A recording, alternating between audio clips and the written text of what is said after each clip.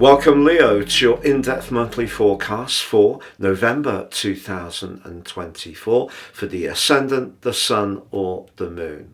Please see beneath this video to view your year 2025 Zodiac forecast.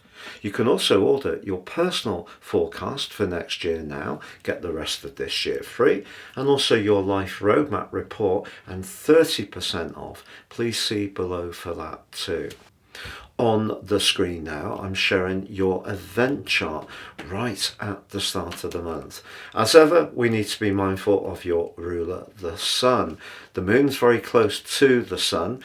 They're going to come into an alliance later on the 1st with the new Moon. However, as this month begins, the Moon is in a tense T-square with both Pluto and also Mars. Mars for you is in the 12th house, Pluto the 6th. Now those two are going to be big players this month, coming into an exact opposition on the 3rd before Mars makes its way into your sign on the 4th. That's really exciting because if you recall from the 6th of September, Mars has possibly been causing some mischief. You may have found that your emotions were rather up and down since that point. Mars moving into your own sign will bring you into the moment, but not before. It does go face to face with Pluto, and those two are in a tense relationship with the Moon as this month begins. So the Moon and the Sun and the new Moon is all about how things feel. It's about your sense of security. It's about your home life, family relationships. It's also about the sense of protectiveness and security that you have in your life. So if you want to transform where you live, perhaps by redecoration, or perhaps moving furniture around, or decluttering, or perhaps moving all together, the new moon gives you an opportunity to reset in a really positive way these parts of your situation. But your professional interactions are going to be a big part of this month's story too. Now that's represented by the sign of Taurus, and you can see that Uranus is right up there in the 10th house. And generally since March 2019, Uranus has been pushing, prodding, prompting you to be more experimental when it comes to your interaction with the world at large. But it starts this month in an opposition with Mercury in your 4th house. So if those family and emotional constraints or strands are in some ways preventing you from seizing a golden prize professionally, that could create some frustration. Now the other thing to tell you about is that at the start of this month, Mars, just in house 12, does link well to Mercury and also Neptune. That's a grand water trine. So it's important for all of us to be in touch with how things feel. This new moon at the start of the month, certainly reminding your sign of this, but it's also important to tune in to perhaps past skills and talents with Mars's help. They could be in some ways repurposed into the here and now. You could even find yourself thinking about working from home for some Leos. But the way you connect to others, the 8th house financially, is where Neptune is. But Saturn's been there since March 2023. So finances, shared resources or income may have been a bit constrained. So if there is something that you've had an interest in, an enjoyment of, a hobby, a craft, that could in some ways be repurposed to give you some extra income, this month gives you an opportunity to work on it from the very base of your home, but also adapting those demands to your more personal needs too. However, on the 2nd of this month, we have a bright and sparkly change because Mercury moves into your sister fire sign of Sagittarius. Mercury in house 5 is much more playful and free-spirited, can also be a little mischievous. If things have felt a bit muted or a bit more focused on the core of your existence, it's an opportunity to take a breath and check in with others. But I feel that what helps you to do that more than anything else, Leo, is the arrival of Mars in your sign. I can't stress enough how Mars in the 12th house can be quite challenging. Mars is about drive, it's about passion, it is about assertion, it can be about desire, but it also can be about anger. And the 12th house is a very psychological home for Mars to have been in Cancer. And of course, Mars isn't at its best in Cancer. It's known as being in its fall. It could be a bit niggly, a bit defensive. If some moments since the 6th of September have seen you a little bit out of sorts, uncharacteristically, now you know why. But Mars moving into your sign through to the 6th of December gives you a chance to really show that charisma, that warmth, that sheer personality power that's a huge part of who you are, to turn it up to max. So if you have been doubting yourself, this is an opportunity to reset the dial in a really constructive way. Just letting you know that Mars will go into a retrograde on the 6th of December, and it will rotate back into the sign of Cancer later in January. In fact, through till the 19th of April, Mars will go back into your 12th house. So there still may be some old issues that Mars is asking you to look at, to clean through, to let go and release. Perhaps old grudges, resentments, hurts, disappointments that may still be just somehow or another washing around in the depths of your very being. But for the most part, Mars moving into your own sign gives you the opportunity to step into the moment and be more dynamic. The 7th, however, sees Mercury go into its pre-retrograde shadow. Now in the 5th house, there's a chance to meet up with people and mingle.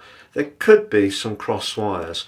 That could get stronger from the 26th when Mercury goes fully retrograde through to the middle of December.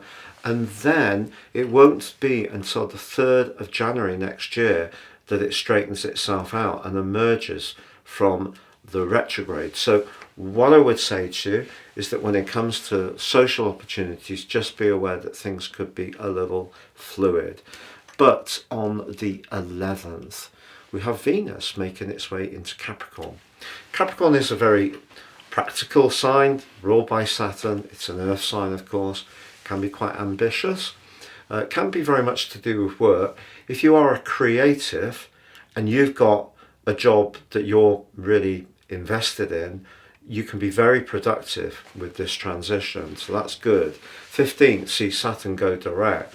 If finance has been quite a tender issue for about 5 months, particularly shared finances, or an old income source is dried up, you can start to sort the thing out now, from now onwards. However, the 15th is what I was referring to earlier with the full moon.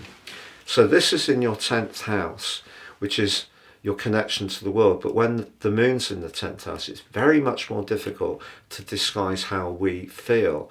Now, if you're one of those Leos who does have a strong need to protect your profile and you're very proud, you could find that if something does come out into the open in the following 2 weeks, that it makes you feel quite vulnerable.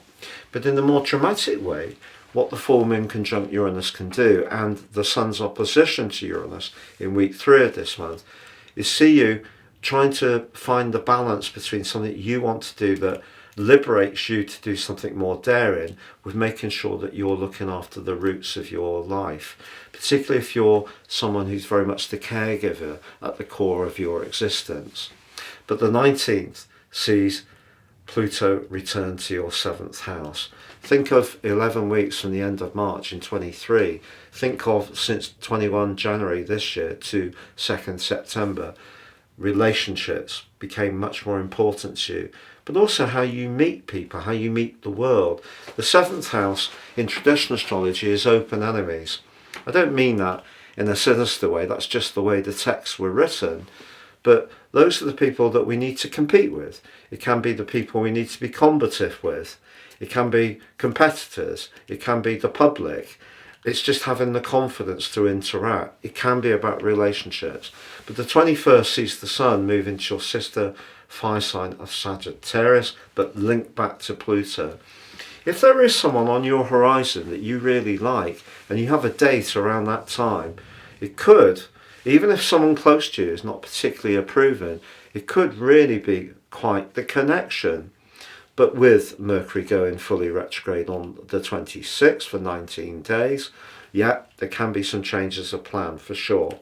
I also should say to you that Mercury, as it moves forwards in Sagittarius, in week 2 does square off to Saturn. Even if you got an idea which you feel has got a lot of scope and you're feeling that you want to go forwards with it, even speculative, just be aware that Saturn's asking you to perhaps be a little bit more erring on the side of caution. But by the end of this month, I feel that the passion of having Mars back in your sign, which of course is fire, having the Sun move into Sagittarius, fire, and playfulness, that 5th house, very much to do with where we can mix and mingle, where Mercury moved into on the 2nd, they're really saying to you that a big shift of dimension and emphasis has occurred. So the start of this month is very much about how things feel, security and stability, competing against another part of you that wants to try something different and fresh. However, the opposition between Mars and Pluto could see something come into the open, particularly professionally, which is a bit uncomfortable. You may discover that someone is quite critical or not actually as honest and straightforward and decent as you would like. But that latter energy in the further part of this month gives you a chance to reset in a way which has not been possible since 2008. And to be honest, it is all about Pluto. Pluto can deconstruct, but it can reconstruct.